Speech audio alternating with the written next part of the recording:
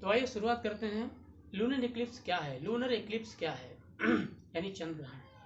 चंद्र ग्रहण को पीछे हम देख रहे हैं, ने मेंशन कर रखा है कि सूर्य और चंद्रमा के बीच में अगर पृथ्वी आ जाती है तो ऐसी स्थिति को हम चंद्र ग्रहण कहते हैं। क्या होता है चंद्र ग्रहण?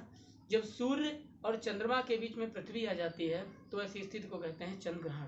तो सूर्य से आने वाला प्रकाश पृथ्वी तक ही सीमित रह जाता है और चंद्रमा तक नहीं पहुंच पाता है और चंद्रमा पर पहुंचती है पृथ्वी की छाया। तो ऐसी स्थिति को हम चंद्र ग्रहण कहते हैं। ठीक है, तो ये पीछे है, ये है आपका सूर्य, ये है पृथ्वी, और सूर्य का प्रकाश पृथ्वी तक रह जाता है और पृथ्वी का ये भाग यहाँ काला रह जाता है और पृथ्वी पर चंद्रमा की छाया पड़ती है, जिसे हम कहते हैं चंद्र ग्रहण। ग्रहण का मतलब है किसी भी ग्रह का, यानी ग्रहण का मतलब है जब कोई ग्रह सूर्य से प्रकाश नहीं पाता है तो ऐसी स्थिति को हम कहते हैं ग्रहण लग गया। ठीक है ना, यानी कवर्ड हो जाता है किसी अन्य ग्रह से, तो ऐसी स्थिति को हम कहते हैं चंद्र ग्रहण। तो आइए देखते हैं क्या होता है चंद्र ग्रहण। तो चंद्र ग्रहण क्यों होता है? तो चंद्र ग्रहण का क्या है, तो सूर्य और चंद्रमा के बीच में जब पृथ्वी आ जाती है तो सूर्य से आने वाला प्रकाश पृथ्वी तक ही सीमित रह जाता है और चंद्रमा को प्राप्त होती है पृथ्वी की छाया, तो ऐसी स्थिति को हम कहते हैं चंद्र ग्रहण। चंद्र ग्रहण हमेशा पूर्णिमा को ही होता है। अब चंद्रमा जब निकलेगा नहीं, पूर्णिमासी होगी नहीं, यानी पूर्णिमा होगी नहीं, तो चंद्र ग्रहण का चांस ही क्या है ना। तो चंद्र ग्रहण हमेशा पूर्णिमा को होता है और इसका जो मिनिमम टाइम है 5 मिनट से लेकर 3 घंटा 25 मिनट तक रहता है। आइए देखते हैं क्यों होता है ऐसा। देखिए कि आपको पता है कि पश्चिम से पूर्व की ओर पृथ्वी मूव करती है, घूमती है, तो पृथ्वी भी इधर जा रही है अपने सूर्य का चक्कर लगाने के लिए और चंद्रमा पृथ्वी का चक्कर लगाने के लिए इधर जा रहा है। तो दोनों ग्रह, मेरे पास कोई एनिमेशन सिस्टम नहीं है वरना हम बताते, तो यहाँ पृथ्वी भी जा रही, चंद्रमा भी जा रहा है, तो दोनों एक ही स्थिति में जा रहे हैं, लेकिन कुछ समय के बाद अपने रास्ता अलग अलग हो जाएंगे, तो यहाँ पर ग्रहण की स्थिति समाप्त हो जाएगी। इसलिए यहाँ पर दोनों ग्रह एक दूसरे के बराबर में, दोनों ग्रह एक दूसरे के बराबर में जब तक रहेंगे तब तक सूर्य से आने वाला प्रकाश एक ही ग्रह तक रह जाएगा। ऐसी स्थिति को हम कहते हैं चंद्र ग्रहण। तो दोनों ग्रह ज्यादा देर तक ऊपर रहते हैं तो ऐसी स्थिति को हम कहते हैं चंद्र ग्रहण। ठीक है ना। तो यहीं पर एक और चीज क्लियर कर लेते हैं। आता है आपका अंबरा और पेम्बरा। अंबरा कहते हैं डार्क छाया, यानी जो डार्क शेडो है, और पेम्बरा को कहते हैं जो लाइट शेडो है। देखिए हर चीज का एक अंबरा और पेम्बरा होता है, पहले यहाँ समझते हैं उसके बाद उदाहरण के अनुसार समझते हैं। तो अब क्या है कि यहाँ पर जो ये डार्क छाया है, ये डार्क छाया है, ऐसी स्थिति को हम कहते हैं अंबरा। क्या कहते हैं? अंबरा। और यहाँ पर जो लाइट छाया है उसको कहते हैं हम पेम्बरा। अगर कोई मनुष्य, यानी हम सबकी जो परछाई है, अगर कोई यहाँ पर खड़ा है तो एक ऐसी छाया होती है, एक ऐसी छाया होती है, फिर उसके पीछे हल्की सी छाया होती है, तो जो डार्क है वो है अंबरा और जो हल्की छाया होती है उसे कहते हैं पेम्बरा। आई होप चीजें समझ में आ रही होंगी। तो 3-4 पॉइंट जो हैं चंद्र ग्रहण के हो गए हैं। अब क्या होता है, सूर्य और चंद्रमा और पृथ्वी महीने में 2 बार एक सीध में आते हैं और हर महीने में पूर्णिमा होती है, तो हर पूर्णिमा को चंद्र ग्रहण क्यों नहीं, या हर अमावस्या को सूर्य ग्रहण क्यों नहीं? तो आइए देखते हैं इस पर भी एक बार, आइए देखते हैं ऐसा क्यों होता है। तो पृथ्वी और चंद्रमा की कक्षीय तल में 5 अंश का झुकाव होता है, यानी पृथ्वी भी अपने जो पृथ्वी अपने कक्ष पर 5 डिग्री टिल है, यानी झुकी हुई है, चंद्रमा भी झुका हुआ है, लेकिन जब चंद्रमा पृथ्वी कक्षा में आ जाता है तो ऐसी स्थिति को हम ग्रहण की स्थिति कहते हैं। पृथ्वी और चंद्रमा के कक्षीय तल में 5 डिग्री का झुकाव होता है और चंद्रमा पृथ्वी की कक्षा में कभी कभी होता है, यानी ऐसा संयोग कभी कभी होता है, तभी चंद्र ग्रहण या सूर्य ग्रहण की स्थिति होती है। फिर आता है क्या होता है युति और क्या होता है वियुति। आइए समझते हैं युति। युति हमेशा अमावस्या को होती है और अमावस्या को आपको पता होता है सूर्य ग्रहण की स्थिति अमावस्या को ही होती है। सूर्य ग्रहण हमेशा अमावस्या होता है। तो एक बार पिछले वीडियो में मैंने आपको बताया कि सूर्य ग्रहण क्या होता है, यहाँ भी देख लेते हैं सूर्य ग्रहण क्या होता है। तो सूर्य और पृथ्वी के बीच में जब चंद्रमा आ जाता है तो सूर्य से आने वाला प्रकाश चंद्रमा तक ही सीमित रह जाता है, पृथ्वी के किसी एक एरिया में छाया रहती है, यानी वहां सूर्य का प्रकाश नहीं पहुंच पाता है, तो ऐसी स्थिति को हम कहते हैं सूर्य ग्रहण। वास्तव में सूर्य में कोई ग्रहण नहीं लगता है, सूर्य हमेशा 24 घंटा चमकता रहता है, लेकिन पृथ्वी का कोई ऐसा भाग जहां पर सूर्य की छाया नहीं पड़ती है तो हम कहते हैं सूर्य ग्रहण लग गया है। तो युति सूर्य ग्रहण की स्थिति में युति होती है, और वियुति का मतलब होता है, अब ग्रहण की स्थिति होती है, और वियुति का मतलब होता है जब सूर्य, पृथ्वी और चंद्रमा ऐसी स्थिति बन जाए तो इसे कहते हैं वियुति। और वियुति हमेशा, जैसे आज का दिन वियुति का रहेगा, इसके पहले युति थी। तो अब एक और बात है, यहीं पर क्लियर कर लेते हैं। युति वियुति जब आया है तो यहाँ पर एक और टॉपिक बनता है कि टाइड, ठीक है ना, जो टाइड एंड वेव होते हैं, ज्वार भाटा की स्थिति है। अब ज्वार भाटा क्या है यहीं पर देख लेते हैं। तो ज्वार की स्थिति कब होगी? जब सूर्य और चंद्रमा, सूर्य, ज्वार की स्थिति कब होती है? जब दीर्घ ज्वार आते हैं। दीर्घ ज्वार मतलब स्प्रिंग टाइड जब आते हैं। स्प्रिंग टाइड का मतलब होता है बड़े बड़े ज्वार। जब सूर्य, चंद्रमा, ठीक है, यानी सूर्य और पृथ्वी के बीच में चंद्रमा आ जाता है तो इसी स्थिति में विशालकाय ज्वार आते हैं। क्यों? क्योंकि आपको पता है कि पृथ्वी का जो कहना चाहिए कि पानी है ना, क्योंकि पृथ्वी को नीला ग्रह कहते हैं, तो पृथ्वी में 71% पानी है। और जब सूर्य और चंद्रमा की गुरुत्वाकर्षण शक्ति से, आकर्षण शक्ति के द्वारा, सूर्य और चंद्रमा की आकर्षण शक्ति के द्वारा पानी ऊपर खींचा चला जाता है, ऐसी स्थिति को हम कहते हैं ज्वार। तो सूर्य देखिएगा, तो सूर्य भी अपनी तरफ खींच रहा है पानी को, चंद्रमा भी खींच रहा है। तो यहाँ पर सूर्य भी खींच रहा है, एक पावर सूर्य हो गया और एक पावर चंद्रमा हो गया। इसका मतलब अमावस्या है, और तो सूर्य भी खींच रहा है पानी को, चंद्रमा भी खींच रहा है, तो पानी ज्यादा खींचेगा और ऐसे में दीर्घ ज्वार आने की संभावना ज्यादा रहती है।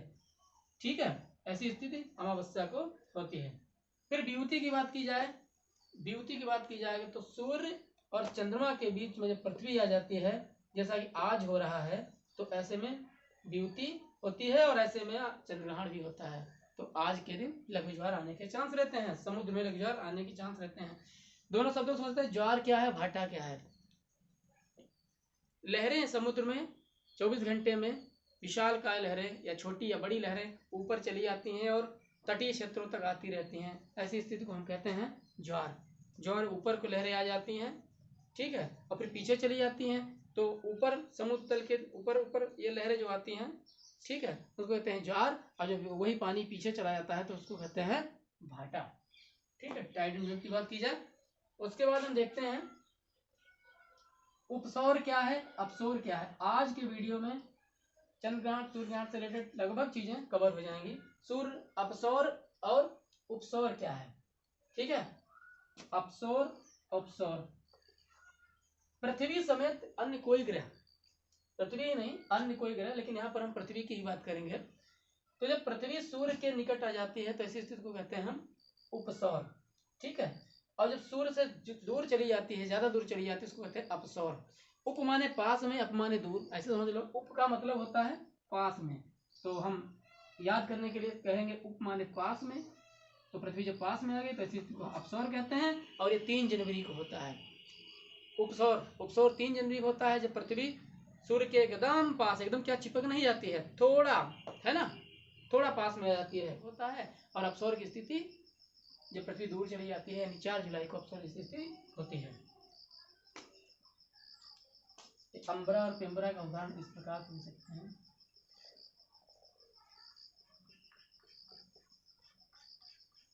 ये जो डार्क है ये है अंबरा, और जो हल्की है वो है पेम्बरा, ठीक है। हर वस्तु की, हर चीज की छाया होती है, सब में अंबरा और पेम्बरा होता है।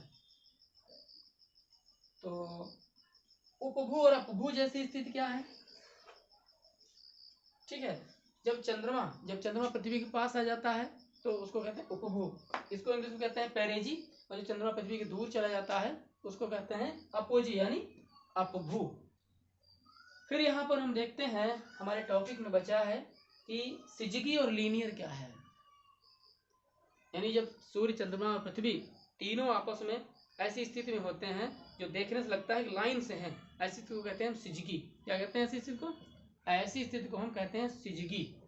देखिए, ये सूर्य है, ये चंद्रमा है, ये पृथ्वी है, तीनों एक लाइन में है, तीनों एक लाइन में है, यानी ऊपर से देखने पर तीनों एक लाइन में दिखते हैं, ऐसे इसको कहते हैं हम सिजगी। लेकिन लीनियर इससे अलग है। लीनियर का मतलब है जब पृथ्वी, सूर्य और चंद्रमा का जो कक्षीय तल है, कक्षीय तल समान होना चाहिए, यानी सब ग्रह बराबर में लगभग हो। आपको सूर्य पृथ्वी बराबर थोड़ा हो जाएगा, लेकिन जो बॉटम है इनका तल जो है वो बराबर में होगा, इसी स्थिति को हम कहते हैं लीनियर। यानी एक ही तल में जब तीनों ग्रह आ जाएं, तीनों खगोलीय पिंड एक ही तल में आ जाएं, इसी को कहते हैं लीनियर। तो अब थोड़ी मिथक की बात कर लेते हैं कि राहु क्या है और केतु क्या है। देखिए, देवता और दानवों में लगातार युद्ध होता रहता था, तो उसमें क्या होता है, देवता भी मर रहे थे, दानव भी मर रहे थे, देवता ज्यादा मर रहे थे। तो भगवान विष्णु ने कहा कि समुद्र मंथन किया जाए, उसमें से एक अमृत निकलेगा और उससे हम देवताओं को पिला देंगे, ठीक है। तो देवता अमर हो जाएंगे और जो दानव लोग हैं वो नष्ट हो जाएंगे, मर जाएंगे। तो जब शेषनाग का वो बनाया मथानी वगैरह, ऐसा समुद्र का मंथन किया गया, समुद्र का मंथन किया गया तो उसमें से विष निकला, तो विष तो भाई महादेव को पिला दिया गया। उसके बाद निकला अमृत।